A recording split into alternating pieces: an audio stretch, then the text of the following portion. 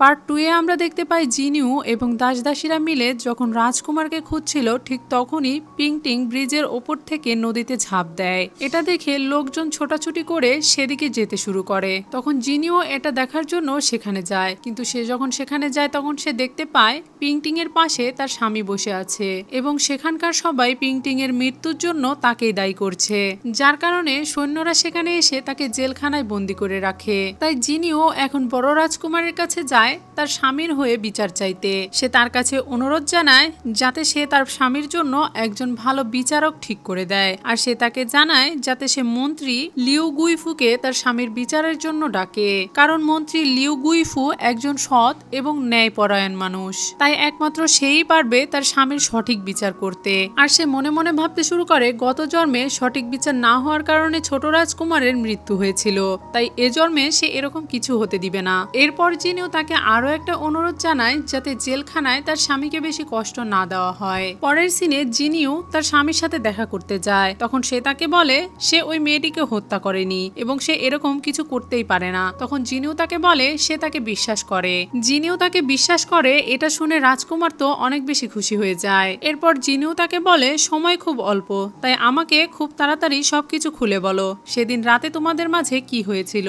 তখন রাজকুমার তাকে বলে আমার বেশি কিছু মনে নেই, তবে আমার এতটুকু মনে আছে যে আমি যখন তোমাদের কাছ থেকে হারিয়ে গেলাম এবং তোমাদেরকে খুঁজছিলাম তখন পেছন থেকে পিংটিং এর দাসী এসে আমাকে ডাকে আর আমার মুখে একটা রুমাল ছুঁয়ে দেয় আর আমি মোহিত হয়ে যাই। এরপর কি হয় সেটা আমার একটুও মনে নেই, কিন্তু যখন আমার জ্ঞান ফিরে আসে তখন আমি দেখতে পাই আমি অলরেডি পিংটিং এর বেডরুমে শুয়ে আছি এবং পিংটিং তার খোলা জানালার পাশে দাঁড়িয়েছিল।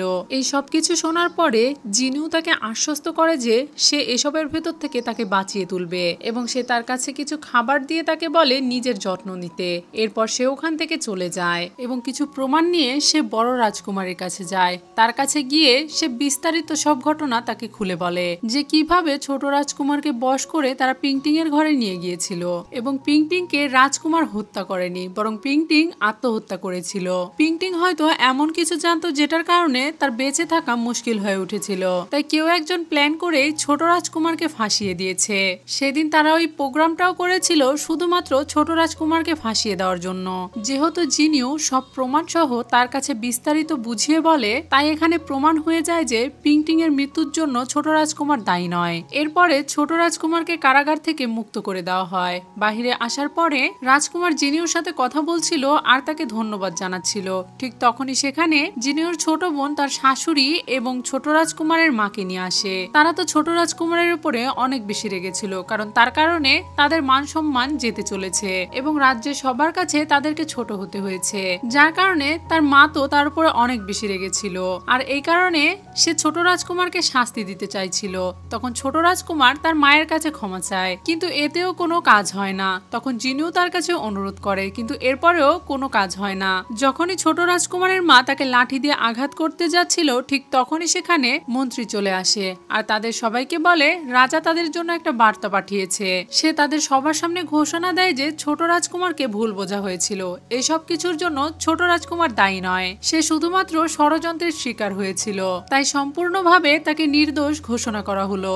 এখন এইসব কিছু শোনার পরে ছোট রাজকুমারের মা এবং তারা কেউই আর তাকে কিছু বলতে পারে না। তারা চলে যাওয়ার পর রাজকুমার জিনিউকে ধন্যবাদ জানায়, কারণ তার কারণেই সে মুক্ত হতে পেরেছে। কিছুদিন পরে রাজকুমারদের পরীক্ষার ফলাফল চলে আসে এবং তারা সবাই জানতে পারে যে ছোট রাজকুমার পরীক্ষায় প্রথম হয়েছে। এটা শুনেই রাজকুমারের মা তো অনেক বেশি অবাক হয়ে যায়, তার সাথে অনেক বেশি খুশিও হয়ে যায়, কিন্তু বড় রাজকুমারের মায়ের মন অনেক খারাপ হয়ে যায়। তারা তো এটা মেনেই নিতে পারছিল না যে ছোট রাজকুমার কিভাবে পরীক্ষায় পাশ করলো। তাই একটু পরে রাজমাতা ছোট রাজকুমারের উপরে রেগে যায় আর তাকে বলে তোমার সাহস কি করে হলো চিটিং করার, তুমি চিটিং করে পাশ করেছো, তুমি কি জানো এই অপরাধের শাস্তি কি। সে তার সাথে এভাবে রেগে কথা বলছিল। তখনই রাজকুমারের মা তাকে বলে আপনি কিভাবে জানলেন যে আমার ছেলে চিটিং করেছে, আপনার কাছে এই কথার কি প্রমাণ রয়েছে।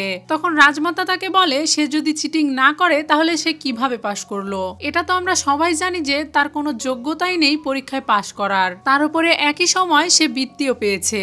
তখন রাজকুমারের মা তাকে বলে কেন নয়, আমার ছেলে তো 12 বছর বয়সেও একবার বৃত্তি পেয়েছিল। একটু পরেই দাসী এসে তাদেরকে জানায় একটা দুর্ঘটনা ঘটেছে, পরীক্ষার আগেই কেউ প্রশ্নপত্র ফাঁস করে দিয়েছে এবং সেই প্রশ্নপত্র কেউ একজন টাকা দিয়ে কিনে নিয়েছে। এই বিষয়টা নিয়ে রাজা লোক পাঠিয়েছে গুরুতরভাবে তদন্ত করার জন্য।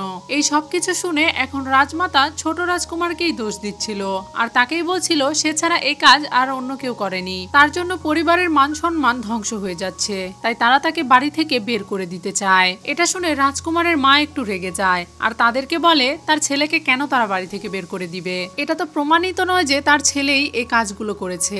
যদি বাড়ি থেকে বের হয়ে যেতেই হয় তাহলে তারা সবাই একসঙ্গে বের হয়ে যাবে। যেহেতু বড় রাজকুমারের পরিবার তাদেরকে খুব একটা পছন্দ করে না, তাই যদি এই প্যালেস ছেড়ে যেতে হয় তাহলে তারা পরিবার সহই বের হয়ে যাবে। এটা শুনে রাজমাতা তাকে বলে ঠিক আছে, তুমি যখন পরিবার সহ এখান থেকে অন্য বাড়িতে চলে যেতে চাইছো তাহলে যাও, কিন্তু আমিও দেখে নেব যে তোমাদের সেখানে নিরাপত্তা কে দেয়। এরপর তারা মেনশন থেকে বেরিয়ে এসে অন্য একটি বাড়িতে ওঠে। একটু পরে সেখানে একজন দাস আসে আর তাদেরকে বলে তাদের জন্য একটা সুখবর এবং একটা দুঃসংবাদ রয়েছে, তারা আগে কোনটা শুনতে চায়। তখন রাজকুমার তাকে বলে প্রথমে সুসংবাদ দিয়ে শুরু করা যাক। তখন সে তাদেরকে বলে রাজমহল থেকে তদন্ত করে জানা গিয়েছে যে পরীক্ষায় যারা প্রশ্নপত্র ফাঁস করেছিল এবং যারা কিনে নিয়েছিল তাদের তালিকায় রাজকুমারের নাম নেই। এটা শুনে তো তারা অনেক খুশি হয়ে যায় আর তাকে বলে সে কি এটা সত্যি বলছে। তখন সে তাদেরকে বলে সে নিজে গিয়ে তালিকা দেখেছে এবং এটা নিশ্চিত করেছে। এরপর তারা তার কাছে দুঃসংবাদের কথা জানতে চায়। তখন সে তাদেরকে জানায় পুনরায় আবার সবার বৃত্তি পরীক্ষা নেওয়া হবে, যেখানে রাজা নিজে তদারকি করবে। এটা শুনে জিনিও তাকে বলে এখানে দুঃসংবাদের কি আছে, এটা তো একটা সুসংবাদ। যদি রাজা নিজে দাঁড়িয়ে থেকে এই পরীক্ষাগুলো নেয় এবং তার সন্তানদের সার্টিফিকেট দেয় তাহলে তো এটা অনেক গর্বের বিষয়। যদি এটাই হয় তাহলে ভবিষ্যতে ছোট রাজকুমারের ওপর কেউ আঙুল তুলে কথা বলতে পারবে না, আর এটা আমাদের জন্য একটা সুবর্ণ সুযোগ। পরের দিন জিনিও রাজপুত্রকে সুন্দরভাবে পোশাক পরিয়ে দিচ্ছিল এবং তাকে তৈরি করছিল, কারণ একটু পরেই তাদের পরীক্ষা শুরু হয়ে যাবে এবং তারা দুইজনে সেখানে যাবে। কথায় কথায় রাজকুমার জুনিওকে বলে শুনলাম সেখানে ক্রাউন প্রিন্স ড আসবে, আমি শুনেছি সে অনেক হ্যান্ডসাম এবং অনেক বুদ্ধিমান, এই গুজবটা কি সত্যি? প্রিন্স ড আসলে জিনিওর কাজিন ছিল।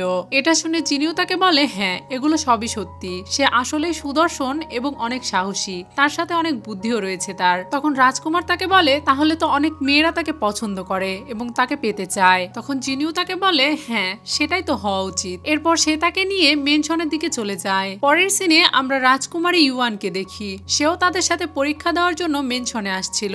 তখন তার দাসী তাকে বলছিল রাজা তো আপনার জন্য অনেক ছেলে দেখেছে আর খুব তাড়াতাড়ি আপনার জন্য একটা যোগ্য ছেলে খুঁজে বিয়ে দিয়ে দিবে। আপনি নিজেও তো অনেক ছেলে দেখেছেন, আপনার কি কাউকে পছন্দ হয় না? আপনার মনে কি এমন কেউ আছে যাকে আপনি অনেক বেশি পছন্দ করেন? সে এসব কথা বলছিল তখনই তার সামনে দিয়ে ছোট রাজকুমার এবং তার ওয়াইফ চলে যায়। ছোট রাজকুমারকে প্রথম দেখাতেই যেন তার ভালো লেগে গিয়েছিল, তাই রাজকুমারী যেন তার দিক থেকে চোখ ফেরাতেই পারছিল না। একটু পরে জিনিও আর রাজকুমার মহলের ভেতরে চলে যায়, যেখানে একটু পরেই তাদের পরীক্ষা শুরু হয়ে যাবে। এখনো পরীক্ষার জন্য কিছুটা সময় বাকি ছিল। তখনই সেখানে ক্রাউন প্রিন্স ড চলে আসে। ক্রাউন প্রিন্স অনেকটা আহত ছিল, যার কারণে জিনিও তাকে বসতে সাহায্য করে, কিন্তু এটা দেখে রাজকুমার তো ভেতরে ভেতরে জেলাস ফিল করছিল। এরপর তারা দুজন মিলে বসে কথা বলতে শুরু করে। তখন জিনিও তাকে জানায় বড় রাজকুমারের সাথে লুকিয়ে লুকিয়ে তৃতীয় রাজকুমার দেখা করতে যায়। এই বিষয়টা সন্দেহজনক। জিনিও সন্দেহ করছে তারা হয়তো ক্রাউন প্রিন্সের অবস্থান কেড়ে নিতে চাইছে। এটা শুনে তো ক্রাউন প্রিন্সের মন অনেক খারাপ হয়ে যায়। তখন জিনিও মনে মনে ভাবতে থাকে গত জন্মে এসব কারণে আপনি আত্মহত্যা করেছিলেন, তাই এ জন্মে আপনার একটু মন খারাপ হওয়াটাই বেটার, অন্তত আপনাদের মৃত্যু দেখতে হবে না। এরপর সে রাজকুমারকে পরীক্ষা দিতে যেতে বলে আর তাকে বলে সে তার জন্য বাড়িতে অপেক্ষা করবে। পরের সিনে জিনিওর খালা এবং তার ছোট বোনকে দেখি। এখানে খালা তো অনেক বেশি রেগেছিল, কারণ বারবারই তারা হেরে যাচ্ছে এবং তৃতীয় রাজকুমার তাদেরকেই দোষারোপ করছে। তখন জিনিওর ছোট বোন তাকে বলে প্রশ্নপত্র ফাঁস হয়ে যাওয়ার দোষটা কি আপনার ঘাড়েই চলে আসবে? তখন সে তাকে বলে যদি এই দোষটা আমার উপরে আসে তাহলে ছোট রাজকুমারও এখানে ফেসে যাবে। পরের সিনে ছোট রাজকুমারকে দেখানো হয়, কিন্তু তার চেহারা এখনো আমাদেরকে দেখানো হয় না। সে এসেছিল বড় রাজকুমারীর সাথে দেখা করার জন্য। এই বিষয়টা যখন বড় রাজকুমারীর দাসী এসে তাকে জানায়, তখন সে তার দাসীকে বলে তাকে বলে দাও এইবারই শেষ, এই শেষবারের মতো আমি তাকে সাহায্য করব। এরপর সে আর কোনো সুযোগ পাবে না। রাতে জিনিও দেখতে পায় তার জন্য তার স্বামী একটা হেয়ারপিন গিফট এনেছে, কিন্তু সেটা সে তার টেবিলের উপরে রেখে দিয়েছে। এটা দেখে সে খুশি হয়ে যায় আর রাজকুমারকে বলে সে এটা কি তার জন্য এনেছে, তাহলে সে তাকে কেন পরিয়ে দিচ্ছে না। এই বিষয়গুলো নিয়ে রাজকুমার একটু লজ্জা পাচ্ছিল, কিন্তু যেহেতু জিনিও তাকে বলেছে তাই সে এবার তাকে ওই হেয়ার পিনটা পরিয়ে দেয়। এরপর সে নিচে গিয়ে তার বিছানা করতে শুরু করে। তখন জিনিও তাকে বলে অনেক ঠান্ডা পড়েছে, তাই এখন থেকে তোমাকে আর নিচে বিছানা করতে হবে না, তুমি এখন থেকে ওপরেই শোবে। তখন রাজকুমার একটু আমতা করে আর তাকে বলে কিন্তু এটা তো ঠিক নয় তাই না। রাজকুমার আসলে ভয় পাচ্ছিল যে সে হয়তো আবারও আগের মতো তাকে মারবে, কিন্তু জিনিও তো মনে মনে চাইছিল সে তার সাথেই ঘুমাক। কিন্তু সে তার মুখের ওপরে বলে ঠিক আছে, তুমি যদি চাও তাহলে তুমি মেঝেতেই ঘুমাতে পারো, আমি এখানেই শুয়ে পড়লাম। এটা বলে সে শুয়ে পড়ে। রাজকুমারও এই সুযোগ হাতছাড়া করতে চায় না, তাই সেও দ্রুত বিছানায় গিয়ে শুয়ে পড়ে আর ভয়ে ভয়ে তাকে বলতে থাকে আমি যদি নাক ডাকি তাহলে তুমি আমাকে লাথি মেরে ফেলে দিও, আমি কিছু মনে করব না, তুমি নিশ্চিন্তে ঘুমাতে পারো, আমি কখনোই তোমার সুযোগ নেব না, কারণ আমি একজন সৎ মানুষ। এসব কিছু শুনে জিনিও তো মজা পাচ্ছিল, কিন্তু সে শাসন করে তাকে চুপ করতে বলে। সকালে যখন তাদের দাসী তাদের রুমে আসে তখন সে দেখতে পায় রাজকুমার জিনিওকে জড়িয়ে ধরে ঘুমিয়ে আছে। এটা দেখে সে লজ্জায় সেখান থেকে চলে যায়। তখন জিনিও রাজকুমারকে বারবার ঘুম থেকে জেগে উঠতে বলে, কিন্তু রাজকুমার যেন একটা আরামের ঘুম দিয়েছিল, তাই সে বুঝতেই পারছিল না যে সে কিভাবে ঘুমিয়ে আছে। তখন জিনিও একটু রেগে গেলে সে বিছানা থেকে পড়ে যায় আর বুঝতে পারে সে আসলে কিভাবে ঘুমিয়েছিল। তখন জিনিও তাকে বলে তোমাকে আসলে কাল থেকে মেঝেতেই ঘুমাতে দিব। তখনই সেখানে খবর নিয়ে তাদের একজন দাস আসে আর তাদেরকে জানায় রাজকুমার এবারও পরীক্ষায় প্রথম স্থান অধিকার করেছে। এটা শুনে তো তারা দুজনেই আবারও অনেক খুশি হয়ে যায় আর জিনিও তাকে বলে নিশ্চয়ই এখন বাহিরে তোমাকে নিয়েই আলোচনা হচ্ছে এবং যারা তোমাকে ভুল বুঝেছিল তাদের ধারণা বদলে গিয়েছে। পরের সিনে বড় রাজকুমারকে দেখি, সে এখন প্রায় ঘন ঘন একটা স্বপ্ন দেখছে। স্বপ্নে যে ঘটনাটি সে বারবার দেখছিল এটা নিয়ে সে অনেক বেশি চিন্তিত ছিল আর সে ভাবছিল এই স্বপ্নের রহস্যটা তাকে খুঁজে বের করতে হবে, যার কারণে সে একটুও দেরি করে না আর জিনিওর সাথে দেখা করার জন্য তার মেনশনে যায়। সেখানে গিয়ে দরজায় তার সাথে ছোট রাজকুমারের দেখা হয়। ছোট রাজকুমার যেহেতু পাশ করেছিল তাই সেখানে একটা ছোটখাটো ভোজন সভা হচ্ছিল। বড় রাজকুমার সেখানে যাওয়ার পর সবার প্রথমেই জিনিওর কথা জিজ্ঞাসা করে। তখন সে তাকে জানায় জিনিও ভেতরে অন্যান্য মেহমানদের সাথে সময় দিচ্ছে। এটা শুনে সে ভেতরে চলে যায়। ঠিক তখনই সেখানে ক্রাউন প্রিন্স চলে আসে। সেও এসে সবার প্রথমে জিনিওর কথা জিজ্ঞাসা করে। এখন ছোট রাজকুমার তো মনে মনে ভাবছিল সবাই শুধু জিনিওর কথাই জিজ্ঞাসা করছে আর তার সাথেই দেখা করতে চাইছে। যাই হোক, এখন ভোজন শেষে তারা সবাই সেখান থেকে চলে যাবে, কিন্তু চলে যাওয়ার আগে ক্রাউন প্রিন্স জিনিওর কাছে অনুরোধ করে যাতে সে আবার মহলে ফিরে যায়। এরপর তারা সবাই সেখান থেকে বেরিয়ে যাচ্ছিল তখন জিনিও ছোট রাজকুমারকে বলে ভেতরে আরো মেহমান আছে, সে যেন তাদেরকে সময় দেয় আর জিনিও যাচ্ছে তাদেরকে এগিয়ে দিতে। যেতে যেতে বড় রাজকুমার বারবার জিনিওর দিকে তাকাচ্ছিল। এই বিষয়টা ক্রাউন প্রিন্সও লক্ষ্য করে। বড় রাজকুমার জিনিওকে কিছু একটা বলতে চাইছিল, কিন্তু সে ক্রাউন প্রিন্সের জন্য তাকে কিছু বলতে পারছিল না। রাস্তায় যেতে যেতে হঠাৎ সে আবারও সেই স্বপ্নের একটা অংশ দেখতে শুরু করে। তখন সে মনে মনে ভাবতে শুরু করে এটা কি আসলেই কোনো স্বপ্ন নাকি অতীতের কোনো স্মৃতি তার বারবার মনে পড়ছে। তখন ক্রাউন প্রিন্স তাকে জিজ্ঞাসা করে তার কি হয়েছে। তখন রাজকুমার তাকে বলে কিছু হয়নি, কিন্তু ক্রাউন প্রিন্স তো তাকে নিয়ে সন্দেহ করছিল। রাজকুমার যখন এটা বুঝতে পারে তখন সে তাকে বলে সে যেটা ভাবছে এরকম কিছুই না। তখনই জিনিও সেখানে চলে আসে আর ক্রাউন প্রিন্স তাদেরকে বিদায় জানিয়ে সেখান থেকে চলে যায়, কিন্তু রাজকুমার এখনো সেখানে দাঁড়িয়ে আছে। এটা দেখে জুনিও তাকে বলে সে এখানে কি করছে। তখন রাজকুমার বিয়ের রাতের ওই ঘটনার জন্য তার কাছে ক্ষমা চায়। এটা শুনেই তো জিনিও অনেক বেশি অবাক হয়ে যায় আর মনে মনে ভাবতে শুরু করে এটা কিভাবে সম্ভব, সে আমার কাছে ক্ষমা কেন চাইছে। এমনকি রাজকুমার তো তাকে ক্ষতিপূরণও দিতে চায়। সে মনে করছিল হয়তো যদি সে তার চাহিদা মতো ক্ষতিপূরণ দিয়ে দেয় তাহলে সে এসব স্বপ্ন আর দেখবে না। তখন জিনিও সুযোগ বুঝে তার কাছ থেকে 30,000 টাকা ক্ষতিপূরণ চায়। এখন বড় রাজকুমারের কাছে এত টাকা ছিল না, তাই সে তার কাছ থেকে 2-1 দিন সময় চেয়ে নেয়।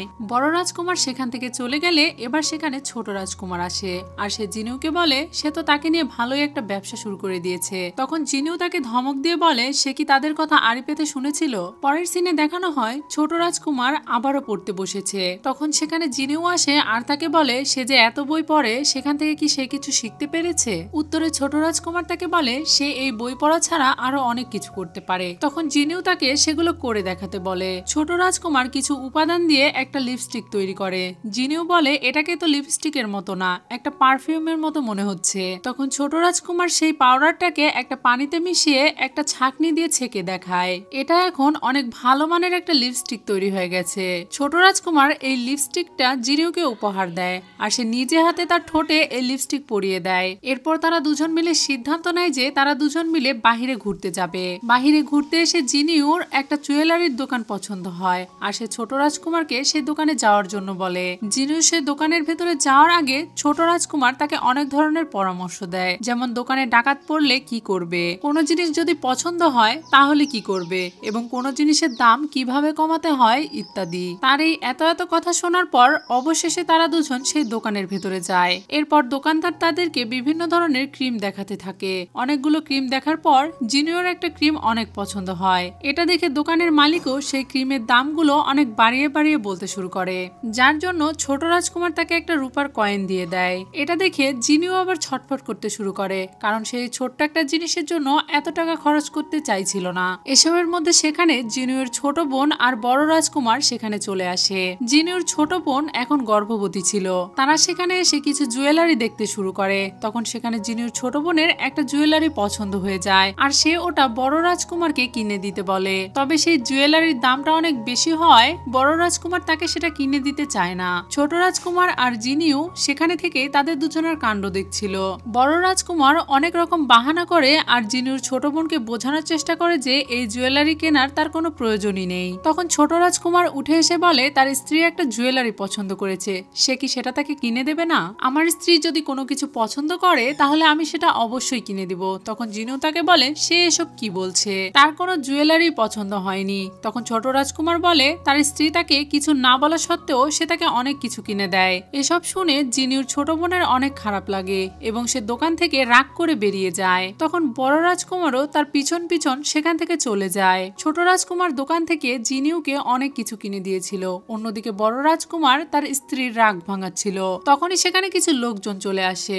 বড় রাজকুমার সেই লোকগুলোর কাছ থেকে কিছু টাকা ধার নিয়েছিল এবং অনেক সময় হয়ে যাওয়ার পরেও যখন সে তাদের টাকাগুলো ফেরত দিচ্ছিল না তখন ওই লোকগুলো তাকে ভয় দেখাতে থাকে। বড় রাজকুমার তাদের কাছে আরো কিছু সময় চায়, তবে সেই লোকগুলো তাকে আর কোনো সময় দিতে চাইছিল না। তাদের দুজনের মাঝে ঝামেলা সৃষ্টি হতেই যাবে তখনই সেখানে জিনিউর ছোট বোনের ব্যথা শুরু হয়ে যায়। তার পেটের ব্যথা এতটাই তীব্র ছিল যে কিছুক্ষণের মধ্যেই সেখানে তার গর্ভপাত হয়ে যায়। তো ভিউয়ার্স, এই ড্রামাটি আপনাদের কাছে কেমন লাগছে আমাকে কমেন্ট বক্সে কমেন্ট করে অবশ্যই জানাবেন এবং এই ড্রামার পরবর্তী পর্ব দেখতে চাইলে আমার চ্যানেলে সাবস্ক্রাইব করে বেল বাটনে অলে ক্লিক করে রাখবেন, যাতে ভিডিও পোস্ট করার সাথে সাথে নোটিফিকেশন সবার আগে আপনার কাছে পৌঁছে যায়। আজকের মতো এখানেই বিদায়, কথা হবে অন্য কোনো ভিডিওতে।